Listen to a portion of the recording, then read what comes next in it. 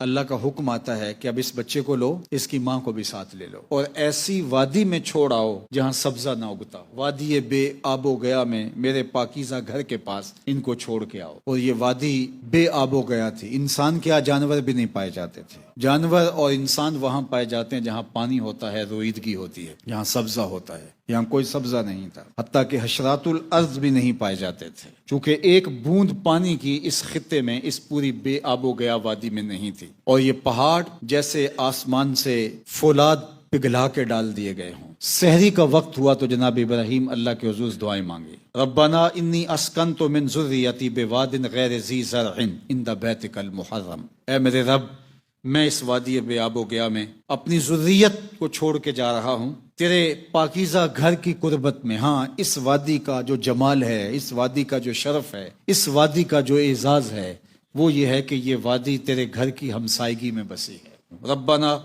لیقیموا الصلاۃ، اے اللہ میں اپنی نسل کے لیے دعا کرتا ہوں یہ نماز کو قائم کرنے والی ہو۔ فاجعل افئدۃ من الناس تحوی الیہم، لوگوں کے دل ان کی جانب پھیر دے، دل راغب ہو جائے ان کی طرف، کھچے چلے آئیں ان کی طرف۔ وارزقہم من الثمرات، اور وہ وادی جس میں گھاس کا تنکا بھی نہیں اگتا وہاں ان کو پھل دینا۔ لعلہم یشکرون، تاکہ یہ شکر گزار بنے۔ یہ دعا مانگی، سحر کا وقت تھا، منہ پہ ہاتھ پھیرے اور واپس فلسطین کی جانب جب چلنے لگے تو حضرت عبداللہ ابن عباس رضی اللہ تعالیٰ عنہ سے، جو بخاری میں روایت ہے، کہ حضرت ہاجرہ آگے بڑھی اور اپنے شوہر کو جاتے ہوئے دیکھا، تمسکت بِعِضِیالِہ، اور ان کے دامن سے پکڑ لیا اور کہا اس وادی بے آب و گیا میں جہاں کوئی انسانی وجود کیا حیوانی وجود بھی نہیں، اس وادی میں ہمیں چھوڑ کے آپ کہاں جا رہے ہیں؟ ماں کو اپنا خوف کم ہے اور بیٹے کے ضائع ہو جانے کا اندیشہ غالب ہے۔ جب جواب مسلسل نہیں آ رہا تو جناب ہاجرہ خود ہی بولتی ہیں، کیا یہ ہمارے رب کا حکم تو نہیں؟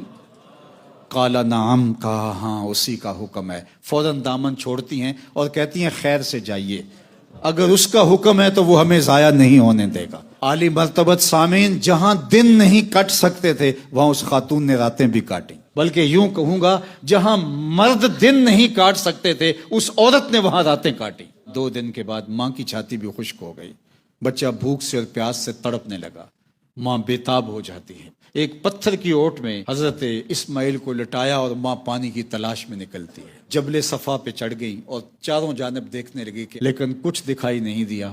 پھر وہاں سے مروہ کی جانب آئیں اور درمیان میں نشیبی جگہ تھی، وہاں سے بھاگ کے گزری اور چاروں جانب مروہ پہ چڑھ کے دیکھا، لیکن کچھ نظر نہیں آیا۔ محیط پہاڑ ہے چاروں طرف اور بار بار گزرتے گزرتے بیٹے کے چہرے کو بھی دیکھتی ہیں۔ پھر دوبارہ صفا پہ آ گئی، حالانکہ یہاں دیکھ چکی تھی، لیکن ماں کی تڑپتی ہوئی ممتا ماں کو سکون نہیں لینے دیتی۔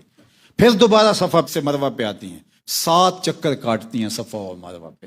دور سے کیا دیکھا کہ بیٹا تڑپ رہا ہے، ایڑیاں رگڑ رہا ہے۔ ماں بے چین ہو گئی اور دوڑی کہ جا کے آخری لمحے اپنے بیٹے کو اپنے سینے سے لگا لوں، لیکن جب قریب آئی تو منظر بدلا ہوا تھا۔ اسماعیل نے ایڑیاں رگڑی تھی، رب نے چشمہ جاری کر دیا تھا۔ اب وہ پانی پھیلتا جا رہا تھا، جلدی جلدی مٹی کی منڈیر بنا کے کہا زمزم رک جا، ٹھہر جا۔ پانی ٹھہر گیا، رک گیا۔ فرمایا اللہ بھلا کرے ہاجرہ کا، اگر وہ زمزم کہہ کے نہ روکتی یہ روئے زمین پہ پھیل جاتا۔ اللہ اکبر۔ کہا تھا آپ خیر سے جائیے، وہ ہمیں ضائع نہیں ہونے دے گا، اور پھر جہاں پانی ہوگا وہاں پھر سبزہ بھی اگے گا، رویدگی بھی پیدا ہوگی۔ وہ پتھر جن پتھروں پہ حضرت ہاجرہ دوڑی تھی، رب نے کہا ہاجرہ تو نے بھی حد کر دی، لیکن تیرے قدموں کے نشان کو قیامت تک کے لیے جلوہ گاہ بنا دوں گا۔ زمانہ دوڑتا رہا، کہا ہاجرہ تیرے قدموں پہ میلہ لگا دوں گا۔ تو نے حد کر دی، میرے پہ یقین رکھا کہ وہ ہمیں ضائع نہیں ہونے دے گا۔ اے ہاجرہ ہم نے تمہیں بھی ضائع نہیں ہونے دیا، تیرے بیٹے کو بھی ضائع نہیں ہونے دیا، تیرے نام کو بھی ضائع نہیں ہونے دیا، بلکہ جس پتھر نے تیرے قدم چومے قیامت تک اس پتھر کو بھی ہم نے شاعر اللہ بنا دیا، اس کو بھی جلوہ گاہ بنا دیا۔ اللہ اکبر۔ اب اس پتھر پہ دوڑنا بھی عبادت قرار پایا اور یہ حج کا باقاعدہ ایک واجب قرار پایا۔ اتنی دیر تک حج یا عمرہ مکمل نہیں ہوگا جب وہاں دیوانہ وار دوڑو گے نہیں۔ تو اللہ کے بندے جن جگہوں پہ ان کے قدم لگ جائیں، حالانکہ یہ نسبت عارضی ہے، مستقل نہیں ہے، حضرت ہاجرہ کے قدم لگے تھے اور لگ کے ہٹ گئے۔ میں آپ سے عرض کرنا چاہوں گا جس پتھر پہ حضرت ہاجرہ کے قدم لگے اور لگ کے ہٹ گئے وہ پتھر تو آج بھی جلوہ گاہ ہے، مستقل نسبت نہیں، عارضی نسبت ہے۔ اور مجھے بتاؤ جس گنبد خضرا میں حضور اب بھی موجود ہیں، اس گنبد خضرا کی عظمتوں کا عالم کیا ہوگا؟